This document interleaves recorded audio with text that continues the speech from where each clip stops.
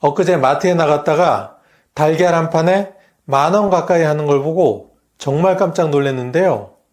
그래서 오늘은 이 비싼 달걀에 관한 이야기를 한번 해보도록 하겠습니다. 인간에게 필요한 영양소를 골고루 갖추고 있다고 해서 완전 식품으로 불리는 달걀. 하지만 이렇게 좋은 달걀도 잘못된 방법으로 드신다면 오히려 내 몸에 독이 된다는 사실 혹시 알고 계셨나요? 일반적으로 달걀은 우리 건강에 좋은 식재료로 알려져 있지만 잘못 알고 먹는다면 가벼운 소화불량 외에도 몸에 염증을 일으키고 심하면 암이나 치매, 심근경색을 일으킬 수 있을 만큼 몸에 해로운 독이 될 수도 있습니다. 오늘 영상 끝까지 보시면 내 몸에 보약되는 달걀과 독이 되는 달걀에 관한 충분한 정보를 알게 되실 겁니다. 아주 옛날에는 달걀은 생명을 낳는다고 표현할 정도로 신성물로 여기며 귀한 분에게 선물하는 풍습이 있었다고 합니다. 부활을 상징하고 건강을 이롭게 하는 완전 식품으로 인정받아 동서를 막론하고 최고의 식품으로 불리기도 하는데요. 실제로 달걀에는 필수 아미노산 함량이 가장 이상적이며 달걀 하나에 약 6g의 단백질이 함유되어 있어 체내에 필요한 단백질을 제공하기 좋은 식품으로 손꼽히기도 합니다. 또한 달걀에는 비타민과 철분, 아연, 셀레늄 등 각종 영양소가 풍부하게 포함되어 있어 면역력에 좋고 피부 건강을 촉진하며 신경 기능을 회복하는 데도 큰 도움이 됩니다. 특히 비타민 D는 골다공증을 예방하는 등 뼈 건강에 중요한 비타민으로 자연적인 음식 재료에서 섭취하기 어려운 것이 특징인데요. 바로 달걀을 통해 손쉽게 섭취할 수 있어 필수 식품이라고 많이 소개되기도 합니다.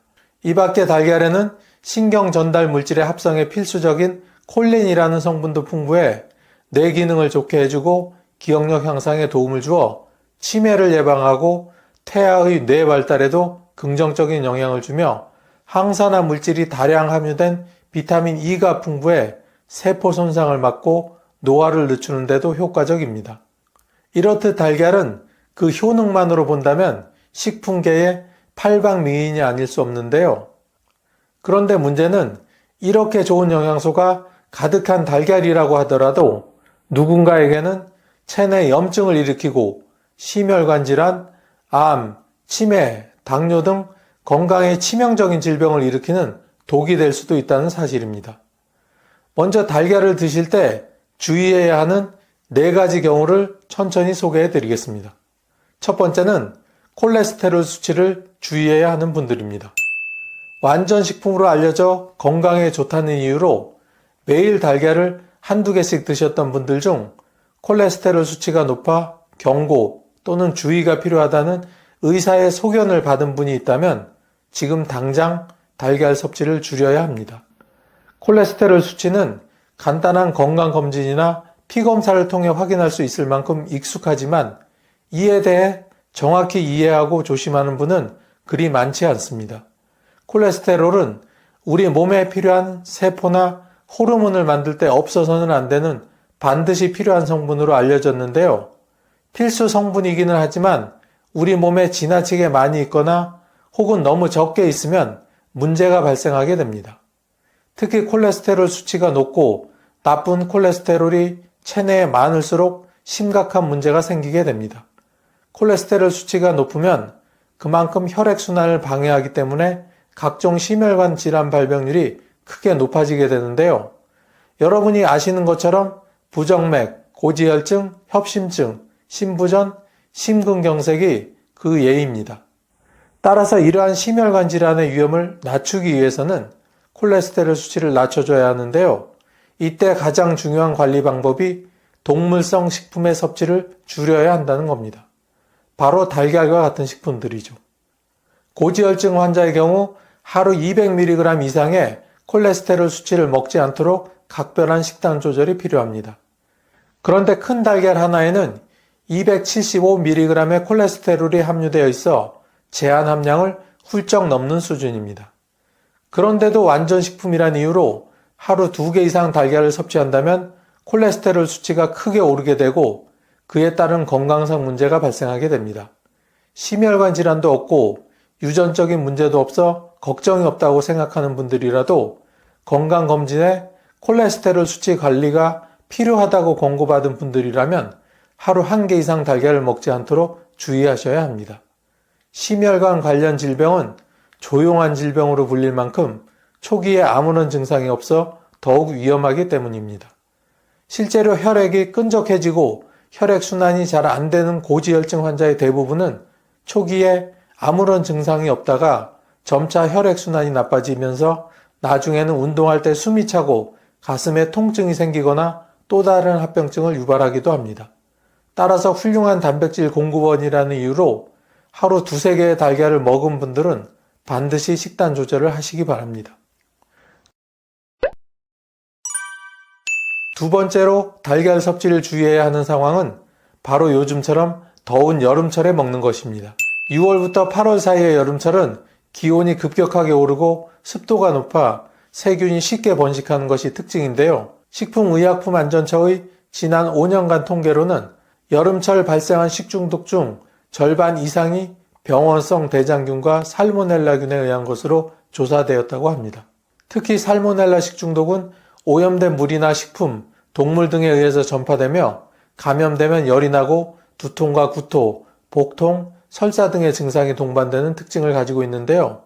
실제로 살모넬라균이 번식한 김밥이나 냉면 등을 먹고 사망했다는 소식이 종종 들려올 정도로 아주 무서운 감염병이기도 합니다. 그런데 이때 살모넬라균이 가장 잘 번식하는 곳이 바로 달걀이라는 사실 혹시 알고 계셨나요? 살모넬라균은 닭이나 오리와 같은 가금류나 포유류의 장내 기생하는 균으로 동물의 배설물이나 알을 통해 사람에게 전파되는데요. 국내에서 발생하는 살모넬라균에 의한 식중독 환자 10명 중 7명 이상이 달걀이 포함된 식품을 섭취한 것으로 나타났습니다. 따라서 달걀을 드실 때 살모넬라균에 감염되지 않도록 각별한 주의가 필요합니다. 무엇보다도 달걀을 보관할 때는 다른 음식 재료와 접촉하지 않도록 분리하여 냉장 보관하는 것이 중요합니다. 왜냐하면 살모넬라균에 감염된 상태의 달걀이라고 하더라도 7도 이하의 냉장 상태로 보관하면 세균이 성장하거나 증식되기 어렵기 때문입니다. 세균 감염을 막기 위해 세척 달걀만을 고집하는 분들 혹시 계신가요? 안타깝게도 세척 달걀은 겉껍질에 단단한 큐티클층이 이미 제거되어 있어 오히려 살모넬라균이 달걀 내부로 침투하기 쉬운 환경을 만들기 때문에 구매하자마자 냉장 보관해야 하니 참고하시기 바랍니다. 달걀 조리할 때도 살모넬라균 감염 예방이 필수입니다. 달걀 껍질을 만진 후에는 반드시 비누로 30초 이상 손을 씻어야 하고 달걀이 묻은 상태로 다른 요리를 하거나 조리기구를 만지지 않는 것이 좋습니다. 또한 달걀로 요리할 때는 75도 이상의 열을 가해서 조리하고 조리한 후에는 반드시 섭취하도록 하세요. 하루 달걀 2개와 제한된 식단만 먹어서 살을 뺐다는 어느 연예인의 고백 그대로 따라했다간 오히려 몸무게가 늘어나고 심혈관 질환을 유발할 수 있습니다. 그동안 전 세계적으로 달걀에 대한 건강 효과 논쟁은 끊이지 않았는데요. 채소로 가공된 저열량 식품이고 단일 불포화 지방과 콜린, 루테인, 제아잔틴 등 몸에 좋은 성분이 풍부하게 들어있는 건강식품은 맞지만 특정 상황에서는 과유불급이 될 수도 있습니다. 포화지방이 몸에 좋지 않은 이유는 아마 익히 아실 겁니다. 주로 동물성 지방에서 많이 발견되는 포화지방은 상온에서 고체 형태를 유지하는 특징이 있는데요. 포화지방을 많이 섭취하면 나쁜 콜레스테롤 수치가 매우 증가해 동맥경화나 심장병, 뇌졸중과 같은 심혈관 질환 위험이 증가하게 됩니다. 또한 포화지방은 열량이 매우 높은 편으로 일정 수준 이상으로 먹으면 체중이 늘어나고 심하면 비만, 당뇨, 고혈압과 같은 대사증후군에 걸릴 위험도 높아지게 됩니다.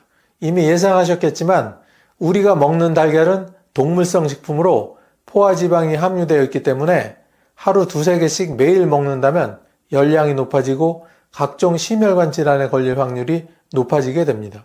실제로 2009년에 있었던 당뇨병 관리 저널의 연구에 따르면 매주 7개씩의 달걀을 먹은 사람이 그렇지 않은 사람보다 제2형 당뇨병에 걸릴 확률이 훨씬 더 높았다고 하는데요. 특히 달걀과 함께 포화지방이 많이 들어있는 소시지나 감자튀김을 같이 드신다면 칼로리 폭탄으로 몸무게가 늘어나고 당뇨, 고혈압을 피할 수 없게 됩니다. 미국 심장협회는 하루 달걀 소비를 1인당 최대 2개로 제한하도록 권장할 정도인데요. 단백질과 비타민 D, 셀레늄과 같은 좋은 영양소를 비교적 간단하게 섭취할 수 있다는 점에서 좋은 식품군이긴 하지만 다이어트를 위해 과하게 먹다간 오히려 부작용이 생길 수 있으니 꼭 주의하시기 바랍니다. 자녀를 양육할 때 가장 고민되는 부분은 바로 식단 관리인데요. 특히 바쁘게 움직이고 정신없는 아침이면 자녀 밥 먹이는 것만큼 전쟁인 것도 없죠. 그러다 보니 아침 메뉴는 간단하면서도 건강에도 좋은 식단을 주로 선택할 수밖에 없는데요. 아마 대부분의 아침 메뉴에 달걀 요리가 빠지지 않을 겁니다. 달걀말이, 달걀볶음밥, 오므라이스, 달걀 부침 등 5분 내외로 쉽게 할 수 있고 맛도 건강도 챙길 수 있는 것이 특징이지만 어린 아이들에게 달걀 요리를 선뜻 주었다가는 호흡곤란이나 아나필락시스와 같은 심각한 문제가 발생할 수 있습니다. 바로 알레르기 반응 때문인데요. 식품 알레르기는 식품을 섭취했을 때 나타나는 유해 반응으로 대부분의 사람에게서 나타나지 않지만 특정 사람에게서 두드러기나 부종, 가려움, 구토 및 설사, 두통, 아나필락시스와 같은 증상으로 나타나게 됩니다. 알레르기 반응을 일으키는 주요 식품은 과일부터 견과류, 생선, 갑각류 등 다양하게 있는데요.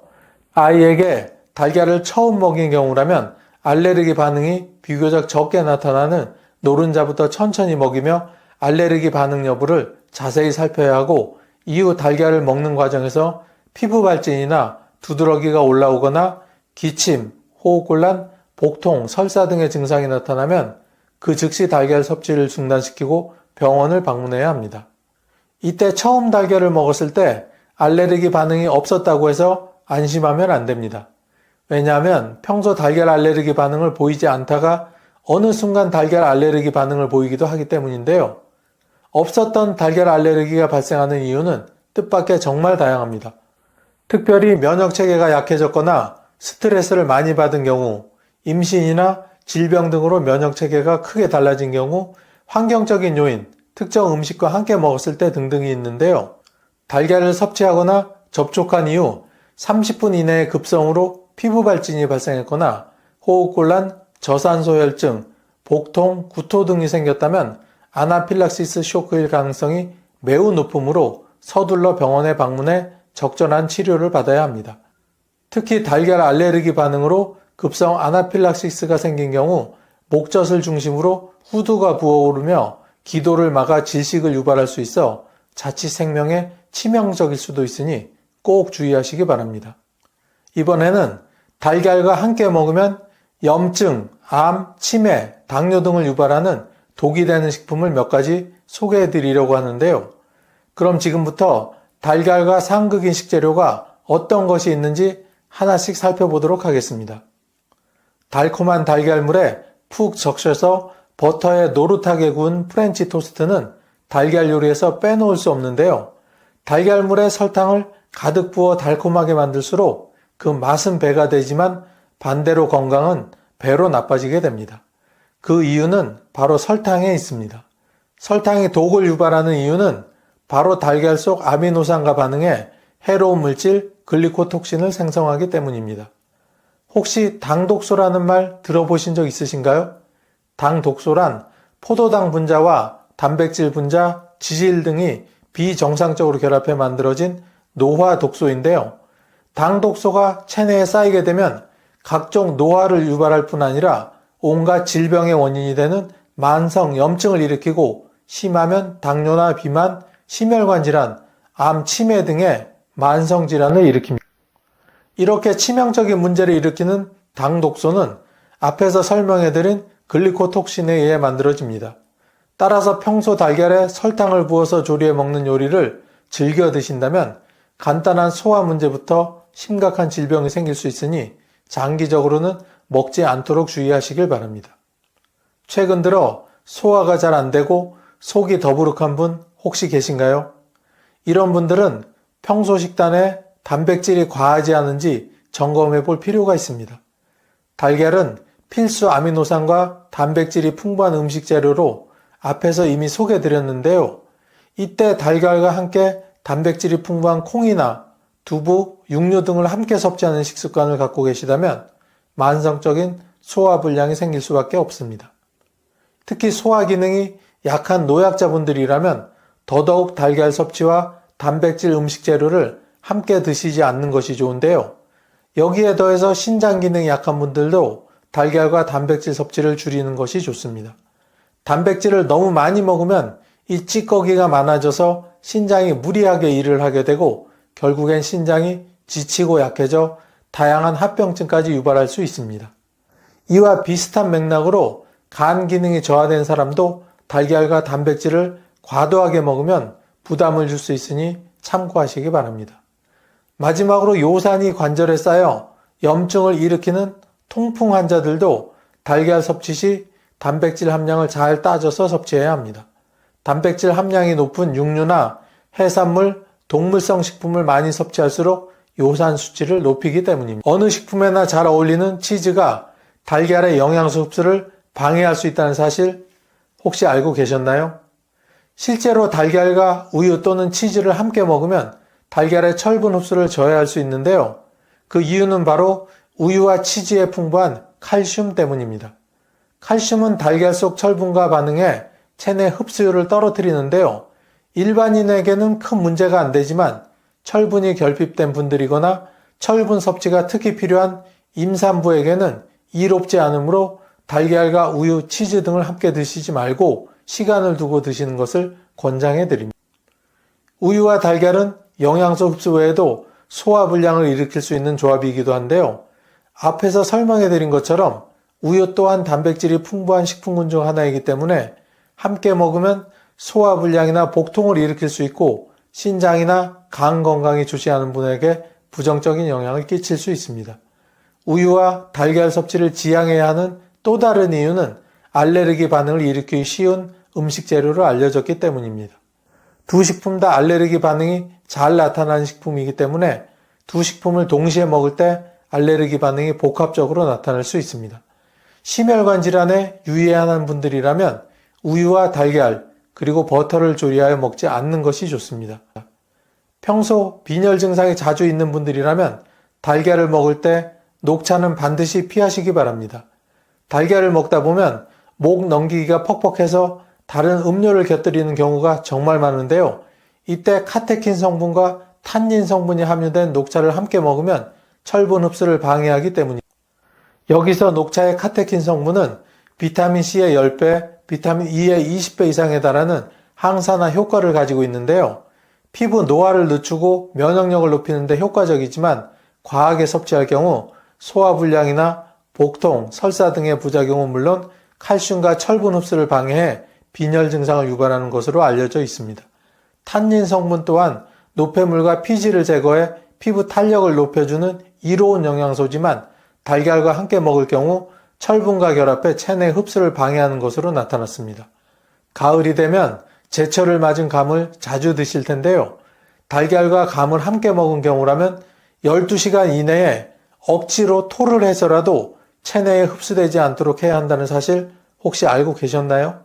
그 이유는 감과 달걀을 잘못 먹었다가 식중독이나 결석, 중풍 등에 걸릴 수 있기 때문인데요. 소화가 잘 안 되어 소화제를 먹어야 하는 상황이라면 달걀이 들어간 요리는 꼭 피하시기 바랍니다.